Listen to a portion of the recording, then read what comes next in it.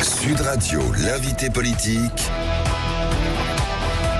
Jean-Jacques Bourdin. Il est 8h35. Fabien Roussel est avec nous. Bonjour Fabien Roussel. Bonjour Jean-Jacques Bourdin. Merci d'être avec nous. Secrétaire national du Parti communiste français, maire de Saint-Amand-les-Eaux et candidat en 2026. Peut-être, hein. Avec un point d'interrogation, j'ai mis. Hein. On en reparlera tout à l'heure, c'est pas l'essentiel. Bon, votre livre, Le parti pris du travail, qui sort aujourd'hui. Là, Le parti pris du travail aux éditions du Cherche Midi. Nous allons beaucoup parler travail, évidemment, Fabien Roussel, mais samedi, ce sera le jour des obsèques du pape François. Alors, les drapeaux français sont en berne. Vous ne le regrettez pas, d'ailleurs, puisqu'à Saint-Amand-les-Eaux, les drapeaux sont en berne. Hein. Oui, sur l'édifice de la mairie. Après, oui. Ce ne sera pas le cas sur tous les bâtiments publics, parce que quand même, nous apprenons à nos enfants le respect de la laïcité. Il y a la charte de la laïcité que nous devons apposer dans tous les bâtiments publics, et à raison, puisqu'il faut la respecter. Et effectivement, je peux comprendre les interrogations de ceux qui se disent alors, qu'est-ce qu'on dit à nos enfants si on met des drapeaux en berne parce que le pape est mort, alors qu'il faut respecter la neutralité de l'État. Mais bon, le pape est aussi un chef d'État, il a rang de chef d'État, il est mort dans l'exercice de ses fonctions, et c'est à ce titre aussi qu'il nous est demandé de mettre les drapeaux en berne. Oui, bien. Pas de polémique autour de ça, petite polémique qu'on va évacuer rapidement. Il y a des choses plus importantes, notamment le travail et les salariés d'Arcelor. Le pape disait, je vais y venir Arcelor, le pape disait que l'argent était le fumier du diable. Hein, c'est vrai. Vous le rappelez d'ailleurs. Et je le rappelle parce que à son décès, j'ai effectivement rendu hommage aux paroles du pape qu'il a toujours eues à l'intention des plus pauvres, contre les inégalités. Et il a souvent eu des mots pour désigner le capital érigé en idole, l'argent, ce fumier du diable. Oui. Et il disait le capital érigé en idole, cela ruine la société. C'est la ruine de la société tout court. Et donc, il a toujours su d'où il venait et expliqué que ce pouvoir de l'argent, ces forces de l'argent nuisaient à l'être humain dans son ensemble. Et souvent, dans mes discours, j'ai fait référence à ces paroles pour montrer qu'au-delà de nos opinions, nous devions être unis pour justement résister à ces forces de l'argent, pour pouvoir justement faire respecter la dignité humaine. Alors, ArcelorMittal, plan de suppression de 600 postes dans 7 sites du nord de la France. ArcelorMittal qui explique que la conjoncture internationale fait que le géant de l'acier est obligé d'en arriver là. Que répondez-vous ce matin? Que demandez-vous ce matin à ArcelorMittal? Ça fait partie justement des sujets dont je parle dans mon livre, et vous voyez que la question du travail, elle est au cœur de l'actualité. Au cœur de l'actualité. Parce que ce nouveau plan de licenciement d'ArcelorMittal, qui s'ajoute au précédent, est annonciateur de graves menaces sur la sidérurgie française. Nous avons besoin, je pense que tout le monde est d'accord là-dessus, nous avons besoin de produire de l'acier en France. Avant, ces aciéries étaient nationalisées, elles appartenaient à la nation, à l'État, l'outil de travail, parce que nous avions besoin de cet acier pour construire des voitures. Mais on en fabrique moins de voitures, donc on a moins besoin d'acier. Enfin, de l'acier, il y en a partout autour de nous, là, ici. D'accord, mais et donc ces bobines... Il y a moins de clients aussi. Ces bobines... d'accord, mais monsieur Bourdin, quand même... Ces bobines d'acier, elles se retrouvent dans beaucoup d'objets de notre quotidien, où elles viennent d'Inde, où elles viennent du Brésil, où elles viennent des États-Unis, où elles sont produites en France. Et nous, ce que nous voulons, c'est que cet acier continue d'être produit en France pour tous les usages du quotidien. Ça représente 20 000 emplois. C'est indispensable, et c'est surtout... Et excusez-moi d'insister là-dessus, c'est une question de souveraineté économique, d'indépendance économique. Si cher au général de Gaulle, qui fait partie, c'est lui qui a dit on va installer une usine de production d'acier là à Dunkerque. C'est lui qui a dit ça. Eh bien, moi je fais référence à cette France des bâtisseurs, celle qui a fait que aujourd'hui nous avons conservé quand même un outil de production. Que dites-vous, que demandez-vous indispensable à notre industrie. Que demandez-vous ce matin? Que dites-vous ce matin? Que demandez-vous à ArcelorMittal? Je demande et à l'État. ArcelorMittal, pour pouvoir produire un acier décarboné d'ici 2030 et respecter les normes climatiques qu'il faut respecter, c'est important, doit faire des investissements à hauteur d'1,3 milliard d'euros. Et ces investissements, pour être prêts en 2030, il doit les faire aujourd'hui. L'État, l'Union européenne, la région a mis sur la table 850 millions d'euros. Déjà 300 millions versés. Ouais. Et Mittal dit je n'en veux pas, je ne suis pas sûr de faire ces investissements, et aujourd'hui il freine. Et c'est pour cela que les syndicats, la CGT notamment, alertent depuis plusieurs mois en disant attention, s'il ne fait pas ces investissements maintenant, ce sera trop tard, il ne sera pas prêt en 2030, et donc il y a risque de fermeture. Et dans le même temps, que fait Mittal?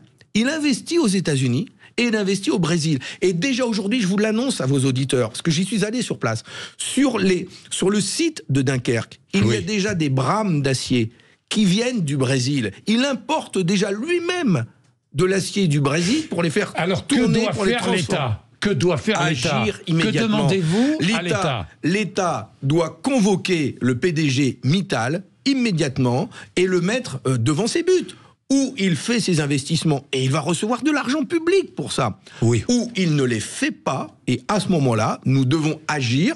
Et agir, ça veut dire ou nationaliser, ou entrer dans le capital suffisamment fortement pour imposer à Mittal les investissements nécessaires pour maintenir cette sidérurgie dans notre pays. Donc, nationalisation partielle, en quelque sorte, si les investissements ne sont pas faits. Mais bien sûr, ou total. Ce sont pour moi, on s'empare de Mittal. Pour moi, et c'est ce que j'explique dans mon livre, c'est que l'outil de production, l'outil de travail, il doit rester en France. Nous avons notre base industrielle. 10% de notre PIB est seulement consacré à l'industrie. C'est 20% en Allemagne. Nous avons complètement vu notre pays se désindustrialiser. Il faut y mettre un arrêt total. Et c'est pour cela que la nationalisation est un outil. Et je vous ferai remarquer que en Grande-Bretagne, en Angleterre, le Premier ministre anglais vient de décider de nationaliser Brighton Steel,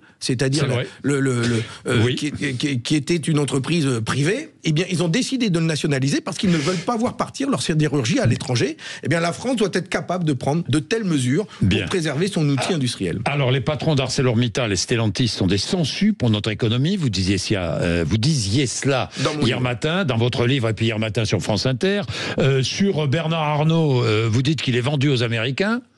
Il est vendu aux Américains, Bernard Arnault? Ah bah écoutez-moi, quand j'entends que l'Union européenne engage des négociations avec l'administration Trump pour trouver un accord sur les barrières douanières, ce qui est bien d'ailleurs, et que pendant ce temps-là, des grands patrons, je ne les mets pas tous dans le même sac, mais Bernard Arnault, en l'occurrence, dit moi je vais aller négocier mon coup tout seul de l'autre côté avec Trump. Excusez-moi, mais ça s'appelle une trahison. C'est inadmissible. On peut parler de patriotisme économique. Mais il était à l'investiture de Donald Trump. Ces personnages-là n'ont pas de patrie. L'argent n'a pas d'odeur. Qu'importe d'où il vient, mais s'ils ont du business à faire avec Trump, ils vont aller négocier avec Trump dans le dos de nos concitoyens, dans le dos des Français. Ça veut dire que les dames qui font la haute couture, ceux qui travaillent pour justement l'industrie du luxe dans notre pays, il est prêt à délocaliser tout ça aux États-Unis. Il est prêt à se vendre à l'administration de Trump. Mais c'est scandaleux. Et c'est là où c'est dangereux. Parce que c'est pas la personne de Bernard Arnault, s'il veut partir aux États-Unis, qu'il aille aux États-Unis, puis il boira du Coca-Cola. La question, c'est l'outil de travail, encore une fois.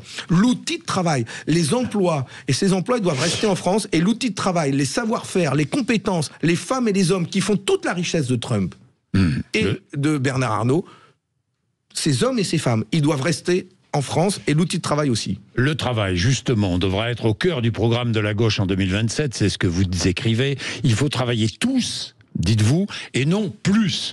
Pour réduire le chômage, ne faut-il pas baisser le coût du travail? Je vous pose la question. Franchement. Ah ben non, mais c'est vrai. Écoutez, réduire les charges des entreprises je vais vous dire, et alléger les charges sociales. Si je vous pose la question... Mais je vous réponds. Laissez-moi terminer. Pourquoi est-ce que je vous pose la question? Parce que vous entendez des patrons de PME, des patrons de toutes petites entreprises, de TPE, vous dire, et ça vous arrive fréquemment, les charges sont trop lourdes. Nous sommes surchargés. Eh bien, nous payons trop de charges. C'est vrai ou pas? Je vais vous répondre directement. Oui. Quand je discute avec des chefs d'entreprise, des patrons de TPE, de PME, j'en rencontre beaucoup. Oui. Je me bats pour qu'ils viennent justement investir dans ma commune, à Saint-Amand-les-Eaux, pour l'emploi. Et donc, je discute beaucoup pour créer toutes les conditions pour qu'ils viennent s'installer chez moi, justement. J'ai une entreprise qui est menacée. Tu vois, Outinor ferme son entreprise, 120 salariés menacés. C'est une bataille que nous devons mener pour conserver ces emplois. Le problème qu'il pose... c'est pas le problème des salaires, je vais vous le dire. Le problème qu'il pose, par exemple pour Outinor, c'est l'activité. Le bâtiment, aujourd'hui Outinor construit des coffrets métalliques. Le bâtiment ne va pas, on construit plus. Il ne parle jamais des charges.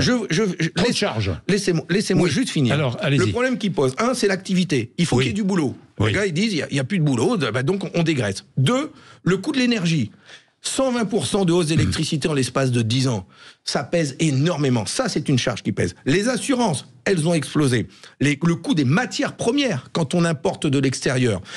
Quand ils me parlent des salaires, bien souvent, ils me disent, mais nous, on paye bien. On paye nos gars autant. Et je vais éclairer vos auditeurs. Sur le SMIC, quand un chef d'entreprise paye un salarié au SMIC à 1 500 € net, combien ça coûte au chef d'entreprise? 1 800. 1 800, parce qu'il est exonéré de cotisations sociales. Donc, un salaire à 1 500 € net, ça coûte 1 800 € au chef d'entreprise. Donc, mais au-dessus, ça va. C'est dégressif jusqu'à 1,6. C'est dégressif jusqu'à 1,6% du SMIC. Tout ça pour dire que ce qui pèse le plus, c'est pas forcément les salaires. Maintenant, je vais me retourner dans votre studio. Allez dire aux salariés qui sont là derrière leurs écrans, qui travaillent, si ils coûtent cher à l'entreprise. Allez leur demander s'ils sont bien payés et s'ils coûtent cher aux entreprises par rapport au coût des factures, par rapport au prix de l'électricité, de l'essence, des loyers. Vous ne pensez pas qu'ils mériteraient tous les Français, d'être mieux rémunérés par rapport au travail qu'ils fournissent? Moi, je considère que la question des salaires, elle est essentielle. Est-ce que vous ne pensez pas que s'il y avait moins de charges sociales, le patron pourrait payer plus ses salariés, donc embaucher plus, il y aurait plus sur le salaire net, plus de consommation, donc plus de TVA, donc plus d'argent pour l'État. Et donc, vous voulez que nous nous retrouvions dans un système américain où il n'y a plus de cotisation sociale, je veux rien, moi je vous pose la question. Et donc, il n'y a plus de sécurité sociale, et donc pour se soigner, on doit faire appel à une assurance pour pouvoir garantir ses risques. Celui qui est riche prendra une grosse assurance et celui qui n'a pas de sous, un petit salaire, n'aura pas d'assurance et il aura une sécurité sociale de base comme on trouve aux États-Unis. Ce qui fait que quand on a un cancer, on est obligé de vendre sa maison. Eh bien moi je préfère un système où sur le salaire il y a des cotisations sociales et que l'on soit assuré pour la question de la maladie, pour la question des retraites, comme pour la question des accidents du travail. Et les cotisations, elles servent à cela. Alors vous voulez supprimer le RSA, le remplacer par une assurance sociale, c'est cela, une sécurité sociale sociale. En fait, oui, tout simplement, on a un tel défi économique aujourd'hui face à la guerre que vous l'avez dit ici d'ailleurs le 26 février. On a un tel défi économique que, en fait, mon plan, c'est en 2 temps. D'abord, on lance un vaste plan d'investissement dans notre pays. 400 à 600 milliards d'euros sur 10 ans, c'est possible, à taux zéro, pour pouvoir investir, relancer l'industrie, investir dans les services publics, former, embaucher. Ça, c'est le premier plan. Et en faisant ça, je dis qu'il est possible de garantir à chacun un travail, un salaire et une formation. Et le deuxième temps, le deuxième étage de la fusée, c'est qu'on se fixe l'objectif, en l'espace de 5 ans, que tout le monde se retrouve dans une situation ou d'emploi et de formation avec un salaire, et que donc il n'y ait plus personne qui touche le RSA dans notre pays. Que le RSA soit mis en place, pour une période courte, temporaire, pour aider des gens dans la difficulté, c'est une chose. Mais quand il existe depuis plus de 40 ans maintenant et qu'il est institutionnalisé, eh bien, ça a abîmé notre pays. Et surtout, ça a empêché les politiques de lutter contre la désindustrialisation. C'est tellement facile. Les patrons, les grands patrons peuvent décider de délocaliser une usine. Ils se disent, c'est pas grave, derrière l'État va payer, on va verser du RSA. Eh bien ça, moi je veux y mettre un terme. Réindustrialisons la France, retrouvons notre appareil productif, créons des richesses par le travail et les salaires. Et demain, nous pourrions vivre dans une société sans RSA, mais avec un travail pour tous et la dignité pour chacun. Bien, vous défendez le travail. Est-ce que vous soutenez les boulangers et les fleuristes qui veulent faire travailler leurs salariés, volontaires évidemment, le 1er mai, et qui seront payés double? Mais je pense que le 1er mai, c'est une journée qui devrait être chômée pour tous, parce que c'est la fête internationale des travailleurs, et ce dont souffrent d'abord les boulangers et les fleuristes. Non, mais vous détournez ma question, là. Non, je la détourne pas. Je suis salarié. Non, laissez-moi finir. Je suis salarié monsieur d'un boulanger. Non, mais j'ai envie de travailler le 1er mai. Je connais votre technique, vous voulez pas me laisser répondre jusqu'au bout. Alors allez-y, non, c'est pas ma technique. Les boulangers, les boulangers et les fleuristes souffrent de la concurrence déloyale. Oui. De grandes surfaces qui ne sont pas ouvertes le 1er mai, qui elles peuvent ouvrir ou qui vont vendre du muguet, qui vont vendre des fleurs, alors etc. Elles peuvent ouvrir, mais pas les boulangers. Donc il faut leur permettre d'ouvrir. Et pas les boulangers. Donc le problème, c'est pas qu'ils peuvent pas ouvrir, c'est que d'autres ouvrent et qu'il y a une concurrence déloyale. Donc moi je suis pour que cette journée soit chômée pour toutes et pour tous. Maintenant, si un chef d'entreprise sur son temps personnel veut ouvrir qui vous êtes extraordinaire. Mais il ne peut pas imposer à ses salariés. Il ne peut pas imposer à ses salariés de le faire. Mais, enfin, quand même, un jour par an, je vous pose la question, Fabien Roussel. Je suis salarié d'un boulanger. J'ai envie de travailler ce jour-là parce que je suis payé double. Et vous me dites non, ne travaillez pas. Mais ça dépend, mais c'est pas comme ça que la question elle se pose dans les entreprises. Non, mais parce que si la loi, mais je ne vous parle pas du chef d'entreprise, je vous parle du salarié. Mettez-vous à la place du salarié. Vous avez besoin de gagner un peu plus d'argent pour finir la fin de mois. Mais vous voulez travailler. Et je préfère, moi, que les salariés gagnent plus d'argent parce que les salaires augmentent, plutôt qu'en leur proposant de travailler donc vous plus le forcez à ne pas les dimanches, vous le les jours forcez fériés. à ne pas travailler. Mais la question peut se poser de la même manière. Mais monsieur Bourdin, mais sinon on posera la même question pour les jours de Pentecôte, pour le 25 décembre, pour le 1er janvier, pour le 8 mai. Et puis, s'ils veulent, s'ils peuvent gagner plus, le double ou le triple, pourquoi pas y aller? Enfin, c'est sans fin cette histoire. On peut pas avoir un jour chômé par an en hommage aux travailleurs pour faire respecter leurs droits. Quand même. Dites-moi, vous respectez le travail, la grève à la SNCF, le Sudrail, les ponts de mai, vous la soutenez? Bien, j'aurais bien aimé que la direction de la SNCF écoute... C'est la faute de la direction, quoi. Attendez, j'ai pas fini. Oui, allez-y. Je dis, j'aurais bien aimé que la direction de la SNCF soit un peu plus à l'écoute des cheminots, de leurs attentes en matière salariale. Il n'y a pas que les cheminots qui demandent à ce que les salaires... 5 ans. Il n'y a pas que les cheminots qui demandent... Mais le SMIC, il a pris 17%, monsieur Bourdin. Parce qu'il est indexé sur l'inflation. Et que les salaires aient augmenté au niveau du SMIC, que le SMIC, heureusement, parce que c'est indexé sur l'inflation. Et ils sont beaucoup aujourd'hui à être dans des NAO, des négociations annuelles obligatoires. Malheureusement, dans beaucoup d'entreprises, ces NAO patinent et les salaires n'augmentent pas au rythme de l'inflation. Les cheminots ont un travail qui est difficile. Alors eux, ils travaillent le 1er mai, le 31 décembre, le 25, le jour de Noël, etc. C'est H24. Et donc, ils demandent à ce que leur rémunération soit correspondante. Et je soutiens leur demande. Voilà. Bien. Et la direction fera mieux de les écouter. Plutôt que d'arriver cette grève, plutôt que d'arriver à des grèves pendant des périodes où les gens souhaitent partir en vacances. Fabien Roussel, est-ce que vous allez regarder Complément d'enquête sur France 2 ce soir, consacré à Jean-Luc Mélenchon? Si je peux, oui, qui rêve de destituer Emmanuel Macron et de prendre sa place à l'Élysée. Alors, votre livre, vos propositions, Fabien Roussel, est-ce dans la perspective de la présidentielle de 2027, franchement? En tout cas, je suis en campagne. Oui. Ça, j'ai compris. Je n'ai jamais arrêté d'être en campagne. Oui, c'est vrai. Pour la défense du monde du travail, du monde ouvrier, pour le progrès social et pour la paix. Et c'est la raison pour laquelle je continue de parcourir la France pour pouvoir défendre mon pays et les Français. Et donc, moi, je le dis aujourd'hui, et je me bats pour ça. Maintenant, ce livre, c'est un livre programme. S'il peut être utile pour 2027, tant mieux, c'est une contribution. Pour vous. Et pour vous mais moi, j'ai toujours dit... C'est votre livre, c'est pour vous. On a le temps, c'est dans 2 ans. Bon. C'est dans 2 ans. Les Français me connaissent, je suis disponible, on verra bien à ce moment-là. Vous avez fait un peu plus de 3% à la dernière présidentielle, vous espérez beaucoup plus. Ça veut dire que je ne peux que progresser. Oui, et donc ça veut dire que vous serez candidat en 2027, mais à gauche, enfin je dis ça pour vous, mais je le sens, je le perçois que vous avez cette envie, ce désir, mais à gauche, il faudra un candidat unique ou une primaire ou je ne sais pas, moi, plusieurs candidats. Mais c'est pour ça que je parle du programme et du contenu, et c'est pour ça que ce livre, oui. Je souhaite qu'il soit utile.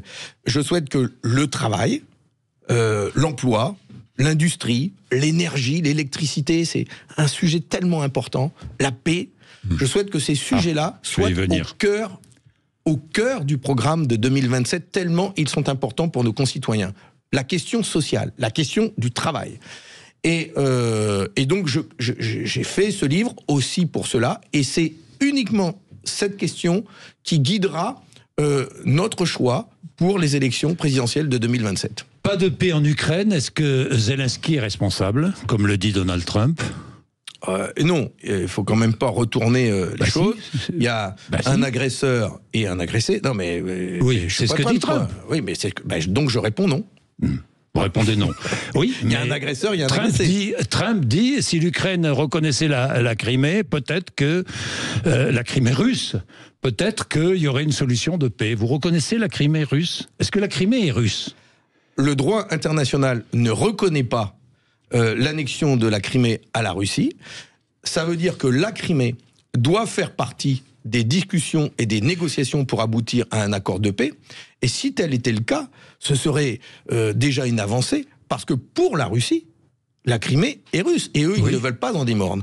Et donc, il faut pouvoir mettre cette question-là au cœur des discussions. Je regrette une chose, c'est que c'était au cœur des discussions lors d'un accord qui aurait pu intervenir au printemps 2022, notamment l'accord d'Istanbul, et malheureusement, à cette époque, alors qu'ils étaient à 90% prêts à signer un accord entre Russes et Ukrainiens, ce sont les Occidentaux, c'est Boris Johnson, le Premier ministre britannique, qui a fait notamment capoter cet accord, et on se retrouve aujourd'hui avec 3 ans de guerre, 1 million de morts, et c'est dévastateur. Oui, la position russe est rappelée par Dimitri Peskov dans l'interview du Point. Je la rappelle, la position russe, la Crimée est russe, les 4 régions ukrainiennes annexées sont russes, l'Ukraine doit être neutralisée, démilitarisée, et pas d'adhésion de l'Ukraine à l'OTAN. Voilà, la position russe. Mais il y a la position... Et les Russes n'en démordent pas. Il y a la position russe et il y a la position ukrainienne.